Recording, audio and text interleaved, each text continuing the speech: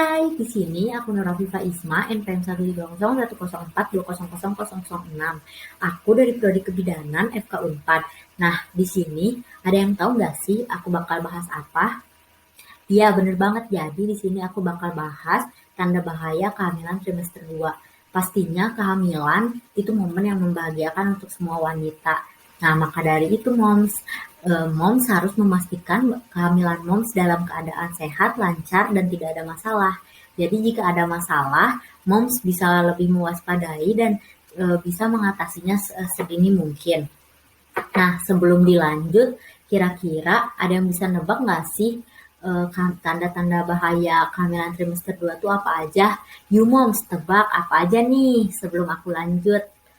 Yuk, eh, kita bahas. Nah, dari pengertiannya sendiri, tanda bahaya merupakan tanda atau bahaya yang menunjukkan ibu dan janinnya dalam keadaan bahaya. Jadi, moms harus segera mendapatkan pertolongan. Oh iya, tanda bahaya itu sendiri ada 5 ya untuk di kehamilan trimester 2. Yuk kita bahas satu-satu. Nah, untuk yang pertama, bengkak pada wajah, tangan, dan kaki. Kira-kira moms ada yang tahu nggak sih kenapa itu bisa jadi tanda bahaya?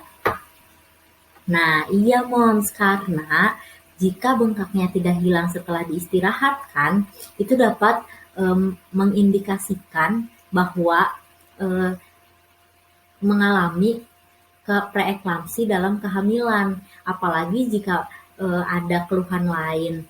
Jadi lebih hati-hati lagi ya moms. Untuk yang kedua, ada anemia dalam kehamilan. Anemia dalam kehamilan disebabkan karena adanya pengenceran darah. Jadi moms mudah lelah, merasa pusing, dan juga anemia di kehamilan banyak diakibatkan karena kurangnya zat besi. Nah, untuk moms mengatasi anemia ini, biasanya bidan akan memberi tablet Fe dan pola makannya lebih diatur lagi ya moms dan dijaga.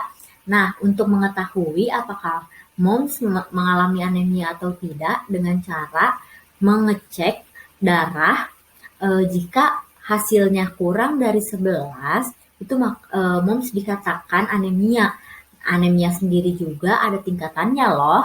Nah, yang pertama ada anemia sedang, yang kedua ada anemia ringan, dan yang terakhir ada anemia berat.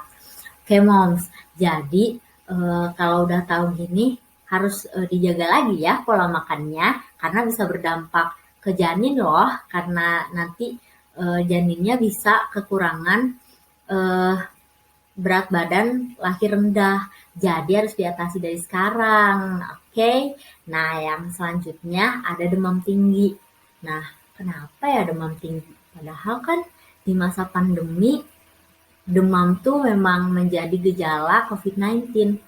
Tapi dalam kehamilan juga demam bisa menjadi gejala adanya infeksi dalam kehamilan loh, moms.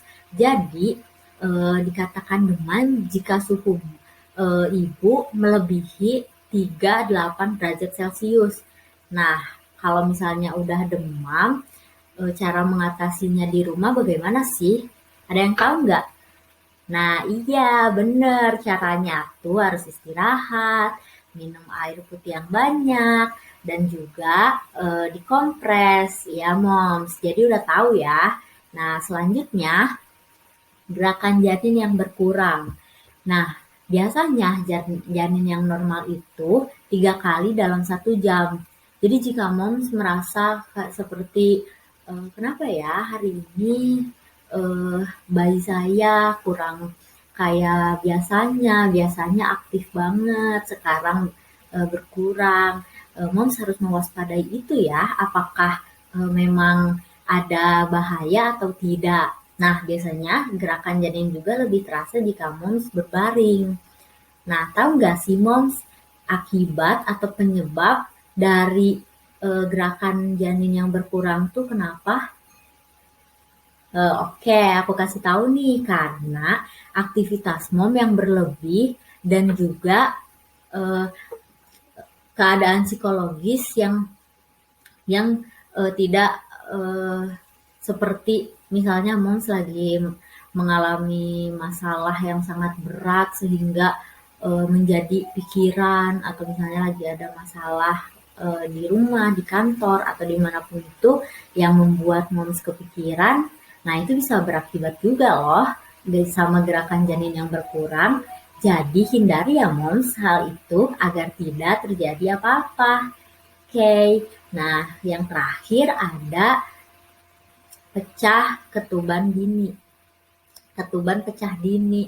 Nah, biasanya ketuban pecah dini ini setelah kehamilan 22 minggu. Nah, biasanya kenapa sih ketuban pecah dini itu bisa terjadi? Ya, bisa jadi juga karena adanya infeksi dalam kehamilan. Kenapa disebut ketuban pecah dini? Karena ketuban yang pecah sebelum persalinan. Iya, moms. Kira-kira nih, aku mau nanya, ada nggak sih pemikiran semenjak pandemi takut untuk kontrol atau misalnya takut untuk eh, berkunjung ke fasilitas kesehatan ya seperti untuk kontrol jadi lebih memilih kayak takut diem di rumah karena untuk menghindari hal itu gitu. Nah, pasti banyak ya yang berpikiran seperti itu. Maka dari itu, moms, aku ada saran nih. Tahu nggak kira-kira gimana caranya untuk kontrol kehamilan dalam masa pandemi ini? Gimana nih kira-kira? Nah, ayo kita bahas aja. Nah, jadi gimana caranya kalau misalnya moms mengalami salah satu tanda bahaya tersebut tapi takut karena lagi pandemi? Ya moms, jadi caranya moms langsung saja datang ke fasilitas kesehatan terdekat dan juga diperhatikan lagi ya protokol kesehatannya. Nah, untuk eh, berkunjung ke fasilitas kesehatan juga tentunya ada ketentuan moms, maksudnya seperti jika moms tidak terlalu penting untuk keluar rumah sebaiknya diam di rumah saja, tetapi jika emang waktunya untuk kontrol kehamilan lalu misalnya moms mengalami salah satu tanda bahaya atau mengalami gawat darurat, itu sebaiknya harus langsung ke fasilitas kesehatan yang terdekat ya moms, karena untuk mendapatkan penanganan agar tidak terjadi hal yang tidak diinginkan. Nah, terus gimana sih kalau misalnya kita mau datang ke misalnya puskesmas, klinik atau rumah sakit, apa aja yang harus dipersiapkan untuk menjaga diri? Ada nih moms, jadi protokol kesehatannya itu moms harus memakai masker 2 rangkap.